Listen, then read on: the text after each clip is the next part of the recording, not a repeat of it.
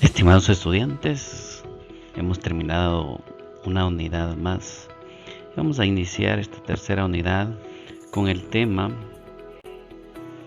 las pruebas de sistemas.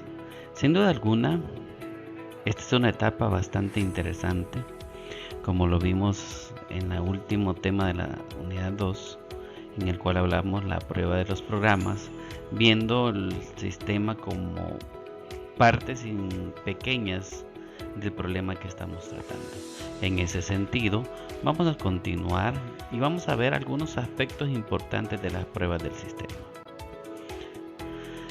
Recuérdense que el principio de la prueba del sistema es asegurar que el sistema hace lo que el cliente quiere que haga. Al final, el principio es ya cuando estamos probando el sistema, vamos a verificar que el sistema hace correctamente lo que establecimos en los requerimientos y lo cual obtuvimos del análisis que desarrollamos en el inicio del desarrollo del sistema. Recuérdense que el proceso de prueba parte de requerimientos funcionales del sistema, donde vamos a hacer una prueba de función, donde ya están los módulos integrados y el sistema ya está funcionando. Aquí también en la prueba de desempeño vamos a evaluar los requerimientos no funcionales que establecimos al inicio. Por consiguiente, las especificaciones de requerimientos del cliente vamos a comprobarlas en la prueba de aceptación, donde ya tenemos un software verificado y validado para tener una salida relacionada a un sistema ya aceptado. Para posteriormente ya nos trasladamos al ambiente del usuario, donde vamos a hacer una prueba de instalación y tirar ya el sistema en uso, de tal forma que podamos ya dejar el sistema funcionando dentro de la organización. Partiendo de este esquema, podemos ver y interpretar lo siguiente: que realmente el objeto de estos procesos es bastante interesante. Podemos verlo. En el caso de una prueba funcional, lo que buscamos es verificar que el sistema integrado realice las funciones especificadas en las especificaciones de los requerimientos que tomamos al inicio del desarrollo de un sistema.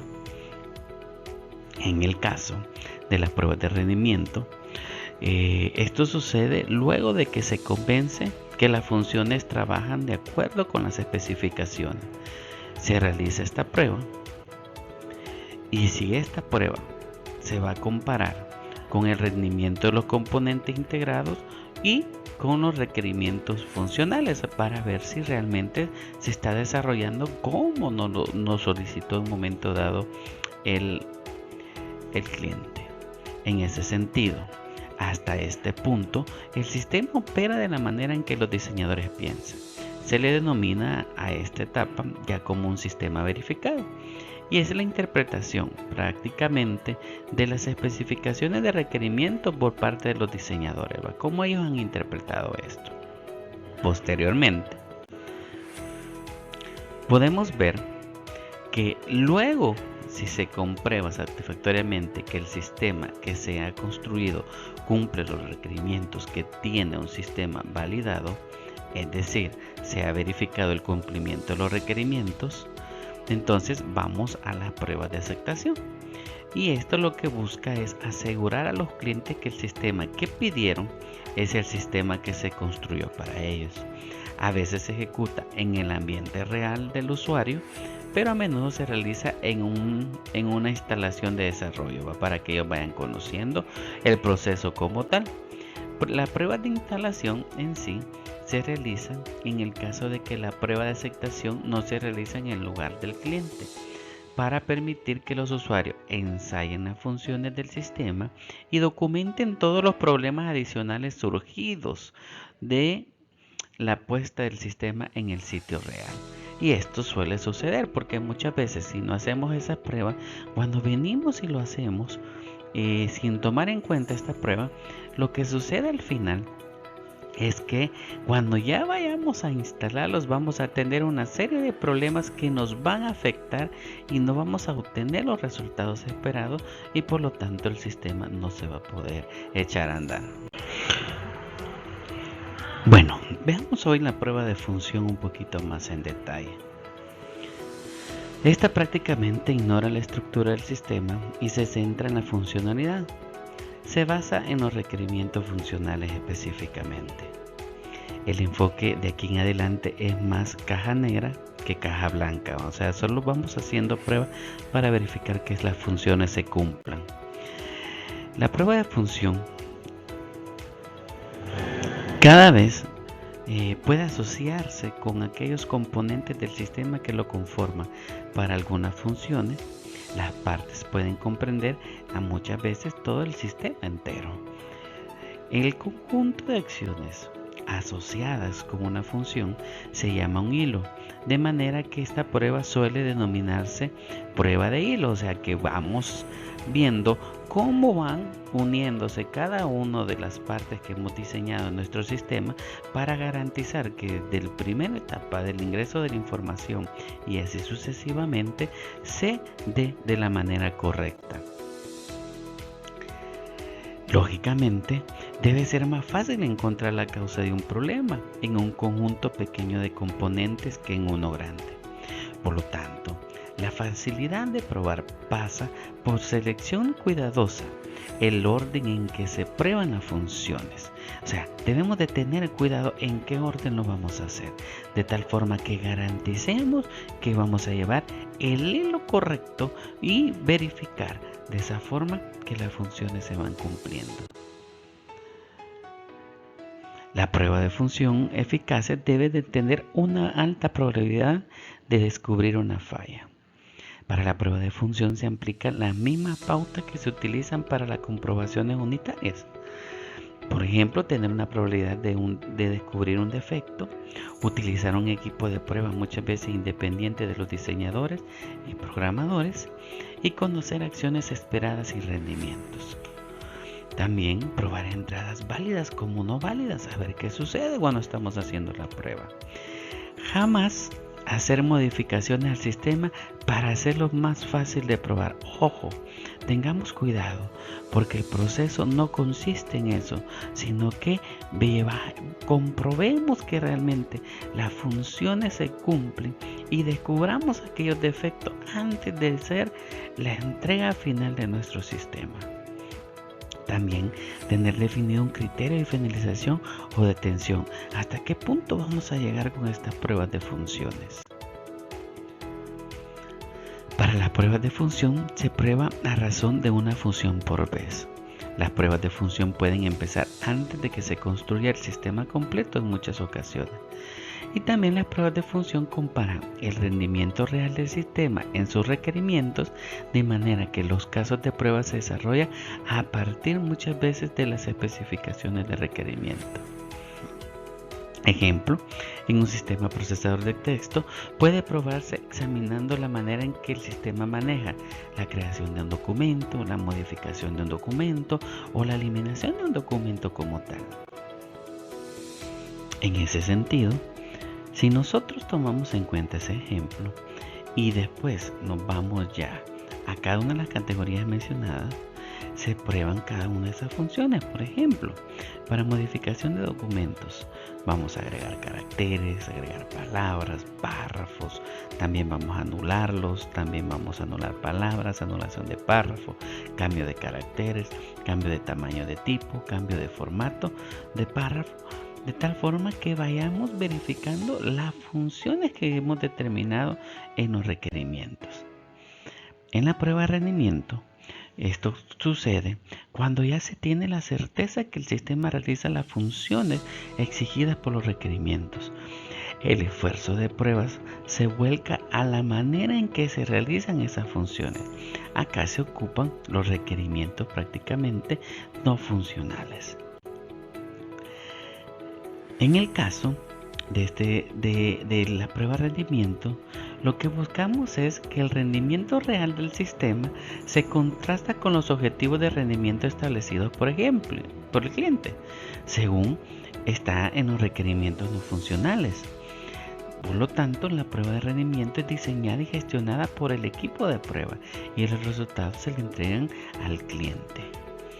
Debido a que la prueba de rendimiento normalmente involucra el hardware tanto como software, los ingenieros de hardware pueden ser parte del equipo de prueba porque muchas veces hay dificultades que se van a generar durante las pruebas de rendimiento que pueden ser por el hardware que se tiene instalado o por alguna actualización que se haya desarrollado al sistema operativo. Por lo tanto, fuera bueno que se incluyan a los ingenieros de hardware. Los tipos de pruebas quedan determinados por los tipos de requerimientos no funcionales que hayan sido especificados. Por ejemplo, pueden hacerse pruebas de estrés que evalúan el sistema cuando está sometido a exigencias por encima de sus límites durante un corto plazo de tiempo. Ejemplo, pruebas de sistema con todos los dispositivos conectados funcionando a la vez, a ver qué sucede, cómo reacciona el sistema.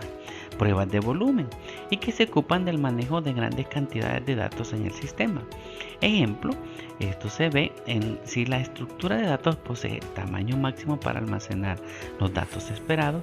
Además, se prueba que cuando se sobrepase el máximo, el sistema funcione de buena forma y no haya ninguna caída del sistema como nosotros lo conocemos. Prácticamente, si nosotros vemos esto y lo asociamos a situaciones que hemos visto en algún momento, es lo que sucede cuando se hacen elecciones en el país. Si ustedes se recuerdan, hablan y critican y se dan ciertos argumentos técnicos en relación a las pruebas previas que se hacen, que incluye muchas veces pruebas de estrés y pruebas de volumen para ver cómo se da el proceso de el escrutinio final de las elecciones. Las pruebas de configuración. Prácticamente se analizan las diferentes configuraciones del software y del hardware especificadas en los requerimientos para ver cómo estas interaccionan ya con el sistema. También hay pruebas de compatibilidad que son necesarias cuando un sistema tiene interfaces con otro sistema. Se trata de determinar si las funciones de las interfaces se realizan según los requerimientos. Las pruebas de regresión son las requeridas cuando el sistema que se está probando va a reemplazar un sistema existente. Esta prueba garantiza que el rendimiento de nuevo sistema es mejor o tal vez similar al actual sistema, porque no tiene sentido en un momento dado que yo haga un sistema en el que me requiera más tiempo para poder desarrollar las actividades que normalmente hacía con un sistema anterior. Entonces hay que tener mucho cuidado al respecto. Hay pruebas de seguridad. Garantizar que se satisfacen los requerimientos de seguridad es primordial. Se prueban las características del sistema relacionadas con la disponibilidad, con la integridad, con la confiabilidad de los datos y servicios. También hay pruebas de temporalización que evalúan los requerimientos que se ocupan de aspectos temporales, tiempo para responder a un usuario o el tiempo para realizar una función determinada y garantizar que esos tiempos por lo menos sean igual al sistema anterior y no vayan a ser superior. Hay pruebas de medio ambiente que contemplan la habilidad del sistema de funcionar donde se le instalará. La prueba garantiza el rendimiento apropiado del sistema bajo las condiciones ambientales donde va a ser instalado. También pruebas de calidad que evalúan la confiabilidad del sistema, la facilidad del mantenimiento y la misma disponibilidad del mismo. Hay pruebas de recuperación que se ocupan de la respuesta a la presencia de defectos o pérdida de datos, ya sea por energía, por algún dispositivo o servicio que en un momento dado pueda fallar. También hay pruebas de mantenimiento y que se ocupa de la necesidad de herramientas de diagnóstico para ayudar a encontrar la fuente de los problemas y se verifica que las ayudas existan y que funcionen correctamente. También pruebas de documentación, que asegura que se ha escrito los documentos requeridos para el sistema que se haya desarrollado. También pruebas de factores humanos, que investigan requerimientos concernientes prácticamente a la interfaz del usuario del sistema. También algunas de estas pruebas son mucho más fáciles de administrar que las pruebas de función. Entonces ahí hay que tener claro qué es lo que queremos hacer y así determinamos las pruebas. Para la realización y justificación de estas pruebas, el requerimiento debe ser explícito y detallado. De ahí vamos a las pruebas de aceptación. Con las pruebas de función y rendimiento se tiene la convicción de que el sistema satisface todos los requerimientos especificados durante la fase inicial del desarrollo del software. Por lo tanto, el próximo paso es preguntar a clientes y usuarios si están de acuerdo con el producto. Pero ¿cómo reaccionan ellos? Por lo tanto, hasta ahora son los diseñadores quienes han diseñado los casos de prueba y administrado todas las pruebas. Ahora es el cliente que conduce la prueba y define los casos a ser probados. Aquellos empleados del cliente que estuvieron involucrados en la definición de los requerimientos desempeñan un rol importante en la prueba de aceptación, dado que comprenden qué tipo de sistema habían pensado adquirir el cliente. Por lo tanto, podemos hacer pruebas de referencias donde el cliente prepara un juego de casos de prueba que representa condiciones típicas bajo las que el sistema opera cuando realmente está instalado. El cliente evalúa el rendimiento del sistema para cada caso de prueba que nos presente. Al mismo tiempo, estas pruebas normalmente se realizan cuando un cliente tiene un requerimiento especial y que es necesario corroborar si nos va a funcionar el sistema. También hay pruebas piloto, que se instala el sistema en una fase experimental. Los usuarios ensayan el sistema como si se tratara de una instalación permanente. Esta prueba cuenta con el trabajo diario del sistema para probar todas las funciones y ver cómo se desempeñan en su ambiente. Esta prueba es mucho menos formal y estructurada que una prueba de referencia, hay que tener claro. También entre la prueba piloto, a veces los desarrolladores prueban un sistema desde adentro, con los usuarios, la propia organización o compañía, antes de liberar el sistema al cliente, es decir, se pilotea el sistema antes que el cliente ejecute realmente la prueba piloto. Esta prueba interna se denomina prueba alfa. La prueba piloto del cliente es una prueba beta y este enfoque es común cuando se trata de sistemas que se liberan a una amplia variedad de clientes.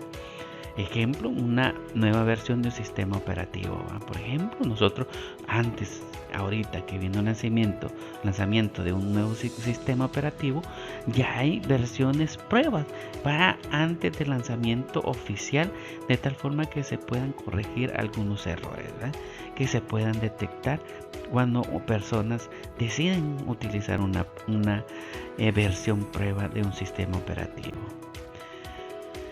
De ahí tenemos pruebas en paralelo. Cuando un nuevo sistema está reemplazado a uno existente o es parte de un desarrollo escalonado, puede usar esta prueba en paralelo. Los usuarios se van acostumbrando gradualmente al sistema nuevo, pero continúan utilizando el antiguo para duplicar las salidas obtenidas por el nuevo. Esta transición gradual les permite a los usuarios comparar y contrastar el nuevo sistema con el anterior. La prueba de aceptación es la oportunidad del cliente para verificar que lo que quiere es lo que se ha construido. Entonces, si el cliente está satisfecho, el sistema se acepta según lo establecido en el contrato. Vamos a la prueba de instalación. La ronda final de prueba implica instalar el sistema en los puestos determinados por el usuario. Si la prueba de aceptación se ha realizado en el sitio, pueden no necesitarse las pruebas de instalación. Cuando el cliente está satisfecho con los resultados, las pruebas se consideran completas y se hace la entrega formal del sistema. Por lo tanto, Si nosotros tenemos claro esto, cada una de las pruebas que hemos mencionado en este apartado, los invito a seleccionar 2 tipos de prueba de cada etapa y aplicarlo en alguno de sus proyectos, ya sea de los que están desarrollando ahorita, si están laborando, o algún proyecto que hayan desarrollado en su carrera, para ver cómo son los resultados obtenidos en relación a las pruebas que ustedes realicen. Además, les compartiré una serie de videos donde ustedes van a conocer la importancia de hacer las pruebas. Espero que los vean detenidamente y puedan aprender mucho de estos videos.